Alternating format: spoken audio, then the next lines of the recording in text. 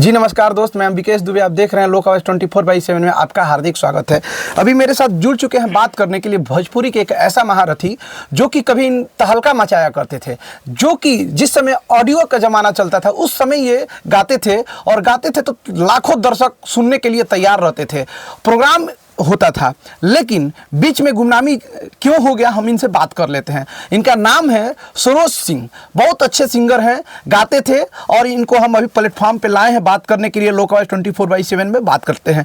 सरोज जी, लोक आवाज 24/7 में आपका हार्दिक स्वागत है। आपका भी स्वागत है सर। और ये जहाँ तक आप सब पूरा जनता के बीच में जन आवाज़ आई हमनी के आज अपन बाइट देतन जा, तो सबके हम दिल से प्रणाम करतनी। हम चाहम कि आप सबके आशीर्वाद मिले। सरोज जी, आप कितने दिन पहले स्टार्ट किए थे गाना गाने और क्यों छोड़ दिए, सारा संक्षिप्त में बताइए। सर, हम अपना शुरुआत किए थे 2001 में। जी, 2001 से संगीत का शुरुआत हम किए थे। जी, 2011 में हम म्यूजिक छोड़ दिए। बिल्कुल। आखिर क्या ऐसा लगा आपको कि म्यूजिक छोड़ना पड़ा? क्या ऐसी मजबूरियाँ आई कि आपको म्यूजिक से दूर जानी पड़ी? उस समय ऑडियो कैसेट का ज़माना था। जब हम लोग जब गाते थे, जो टेप वाला कैसेट होता है वो चीज़ें बनती थी। फिर सीडी कैसेट आया और रिकॉर्डिंग करवाने में पैसे काफ़ी लगते थे उस वक्त। बिल्कुल। और हम लोग जहाँ तहाँ किसी स्टूडियो में एक दो बार गए भी, तो हम लोग का शोषण भी हुआ। बिल्कुल। जिस कारण से हम लोग टूट गए। देखिए, बहुत बड़ी बात बोल रहे हैं कैमरा पे कि शोषण।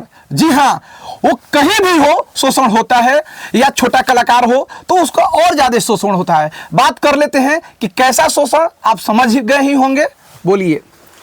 अब जैसे उस वक्त क्या था कि हम लोग जब किसी स्टूडियो में बातचीत करते थे, बिल्कुल, गाना बनाने के लिए जाते थे, वहाँ मालिक से बात करते थे, रिकॉर्डिस्ट जो होते थे, तो वो लोग पैसा तो हम लोगों से, ऐसा तो हम 2-3 एल्बम निकाले हैं पहले, लेकिन उसमें पैसा हम लोग ठीक ठाक देते थे उन लोगों को, लेकिन काम बहुत कम पैसे का होता था। ये बताइए कि उस समय एक गाना यानी एक कैसेट में तकरीबन 8 गाने होते थे। उस 8 गाने का कितना पैसा लगता था उस जमाने में? सर, उस समय ऑडियो कैसेट अगर हम लोग बनवाते थे ना जी, 8 गीत का, तो 25,000, 30,000, 35,000, वैसे उससे ऊपर भी। और क्योंकि एक गीत बनाइए या 8 गीत बनाइए, पूरा म्यूजिक अरेंज करना पड़ता था, पूरा स्टूडियो बुक करना पड़ता था, और घंटा के हिसाब से स्टूडियो उस समय अच्छा वो चार्ज करता था। हाँ, चार्ज होता था उस वक्त।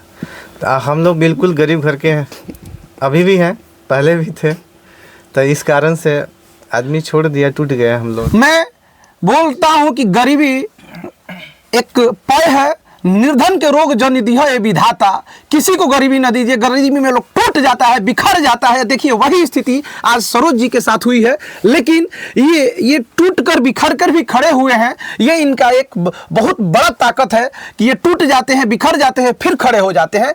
तो इनको हम क्या बोलेंगे? ऐसे लोगों को हम बोलते हैं कि बहुत बड़े दिल वाला, बहुत बड़े मेहनती आदमी हैं कि अपने आप को संभाल लेते हैं।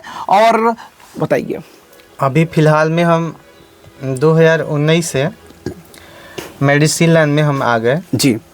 आयुर्वेद से और होम्योपैथ से प्रैक्टिस करते हैं दोनों में।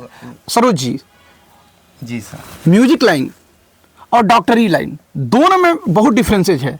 आखिर कैसे ये कन्वर्ट हो गए आप? ट्रैक कैसे चेंज हुआ आपका? एक्चुअली